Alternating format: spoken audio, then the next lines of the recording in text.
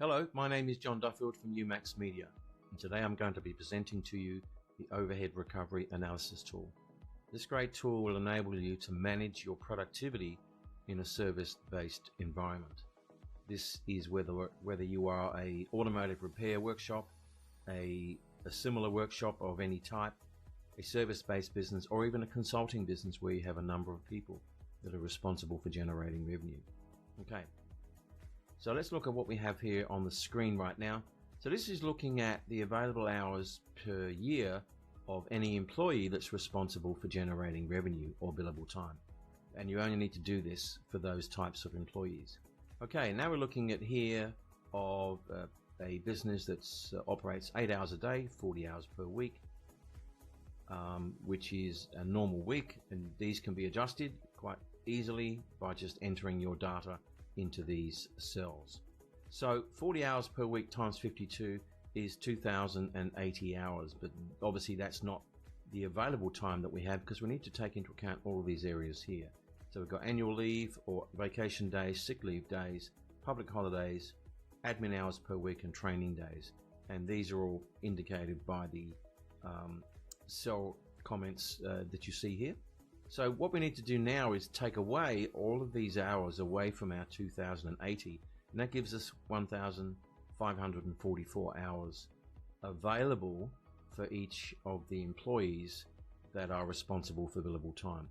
As you can see, there's a lot of information on each of these sheets. I won't go into this too much because with this product that you've purchased, there is a very comprehensive PDF guidelines that explains everything on how to operate and use this overhead recovery analysis tool. Okay, onto the main spreadsheet. Here you can see in our fictitious automotive repair workshop, these are our employees, and you can see Maggie here is 0% recoverable because she's pure overhead. Now, where you see information, or in other words, a percentage recoverable, a number here, that is 30% of this 1544. So 30% of that time is Mark, the owner. He likes to get his hands dirty, so he produces billable time for 463 hours per year. Danny, the supervisor, he does high-level stuff and helps out the mechanics also.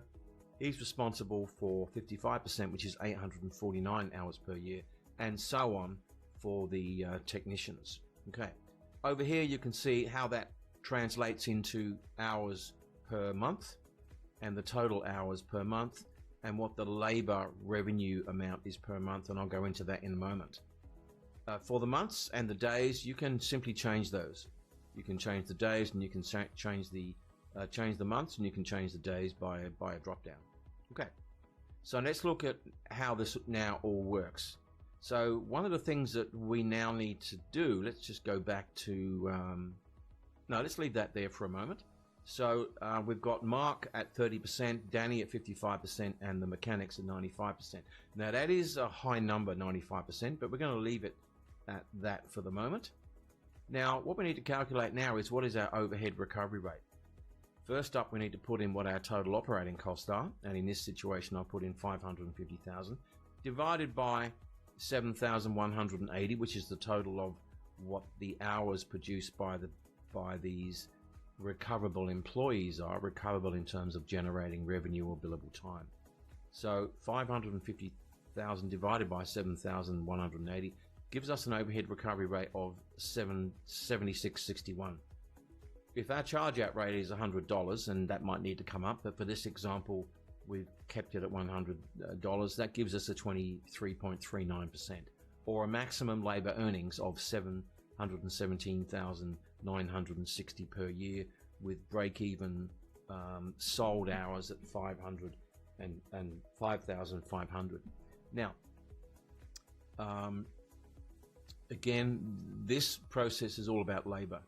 So we are assuming here that your materials are not involved in these calculations, and your material pricing and profit should look after itself.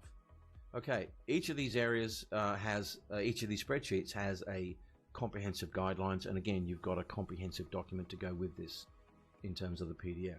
Okay, now these percentages here would be possibly when things are going well. where you've got more than enough work. This is unlikely to ever be 100%. It might well be, but if it keeps going at 100%, that might mean that there's room for one more mechanic. Okay, so let's look at the opposite of this. Let's say we don't have so much work, and therefore Mark is not recoverable, and Danny drops down to 10%. Look at the effect on the margin here. And now the mechanics, because we have a shortage of work, are down to say 75%. Now how does that look? That looks pretty bad, because our margin is now in negative territory. So here, of course, you need to make some hard decisions whether or not you would ride this out if you can see more work coming on the horizon, or in fact you need to move out of a 4 mechanic situation and maybe only have 3, or worst case only have 2. So these are the things that you can look at with this great tool. Okay, so I'll leave you with this, and again, please refer to the guidelines document. Everything I've said and more is in that document. Again, thank you for watching this video. My name is John Duffield, and I will see you in the next one. Thank you very much.